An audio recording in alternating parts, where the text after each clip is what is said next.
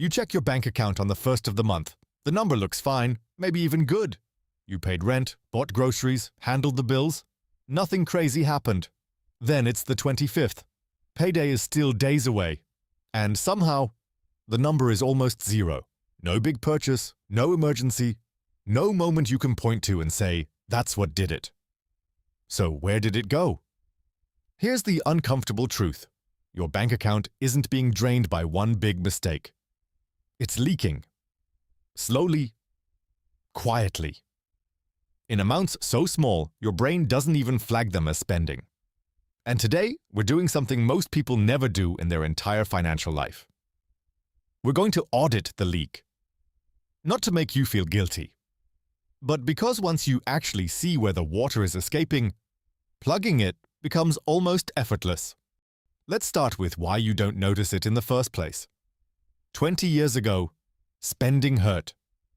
You'd pull cash out of your wallet, watch it get thinner, and feel something. Every purchase had weight, literally. Now, you tap a card. You click Buy Now. You approve a subscription with one thumbprint. There's no wallet getting lighter. No physical cue telling your brain, hey, resources are leaving. Behavioral economists call this the pain of paying. And here's the wild part. Research on payment methods consistently shows the same pattern.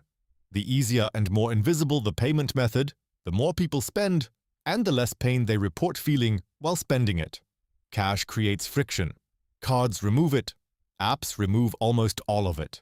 So your brain, the same brain that evolved to track resources like food and shelter with intense vigilance, has been handed a system specifically designed to make spending feel like nothing. That's not a personal failure. That's the environment working exactly as intended, just not in your favor. Which brings us to the biggest myth about why people struggle with money. Most people think their money problems come down to one of two things. They don't earn enough, or they made one big bad decision. A car they couldn't afford. A trip they shouldn't have taken. But here's what the data on personal spending actually shows, again and again. The average person doesn't lose money to one dramatic decision. They lose it to 100 tiny ones that never feel dramatic at all. A subscription you forgot to cancel. A slightly larger coffee because it was only 50 cents more. A food delivery order because cooking felt like too much effort tonight. None of these feel like financial decisions. They feel like nothing. That's exactly why they're dangerous. Decisions that don't feel like decisions never get reviewed. Think of your bank account like a bathtub. You're pouring water in from one tap, your income. But there isn't just one drain. There are dozens of tiny drains scattered around the bottom of that tub, each one barely bigger than a pinhole. No single drain empties the tub on its own. But add them all together, and the tub never fills, no matter how much water you pour in. This is why some people who dramatically increase their income still feel broke a year later. They fixed the tap. They never found the drains. So let's find yours. There are 4 categories almost every leak falls into. Let's go through them one at a time. Leak 1. The ghost subscription. This is the most literal leak there is. A streaming service you signed up for during one bored weekend. An app trial that quietly converted into a paid plan. A gym membership for a gym you visited twice in March. Each one is small. $10, $15. Individually, forgettable. But money doesn't care how small the number is.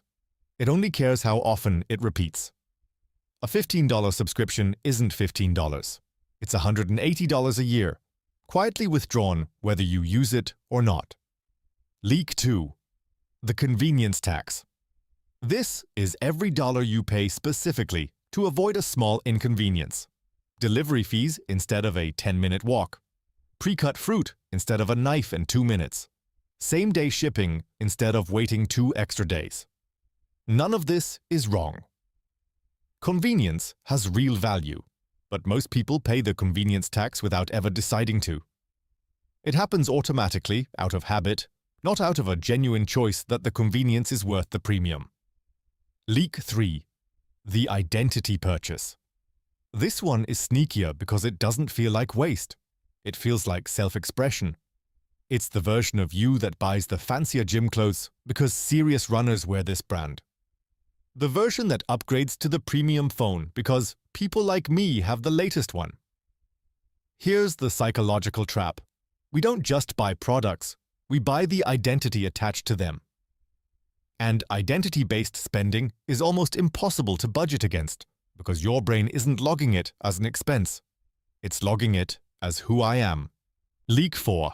The emotional refund. This is spending as a reward for a hard day. A rough shift at work becomes a reason for takeout. A stressful week becomes a reason for an online order that arrives Thursday and gets forgotten by Friday. The purchase isn't really about the product. It's about temporarily closing the emotional gap between how you feel and how you want to feel, which is exactly why it never actually works. The relief lasts minutes, but the withdrawal from your account lasts until your next paycheck. 4 leaks. None of them dramatic on their own, all of them invisible by design. Here's the part that should genuinely change how you see this. You've probably heard that compound interest is one of the most powerful forces in building wealth. Small amounts, growing on themselves, turning into something large over time. What almost nobody tells you is that leaks compound in exactly the same way, just in reverse. A $5 daily habit doesn't cost you $5.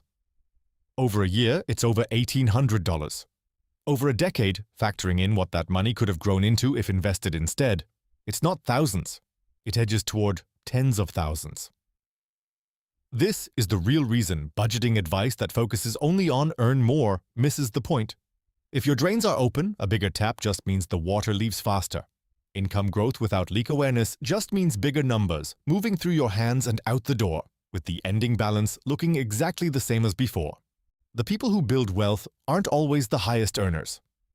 They're the ones who found their drains early and either closed them or consciously chose to keep only the ones that actually made life better. That last part matters. This isn't about eliminating every convenience or every treat. It's about the word conscious. A $5 coffee you deliberately choose because it's the best part of your morning is completely different from a $5 coffee you buy on autopilot because you didn't even register it as a decision. Same drain.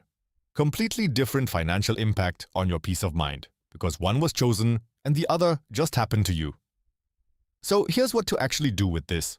Pull up your bank statement or your card statement from the last 2 months.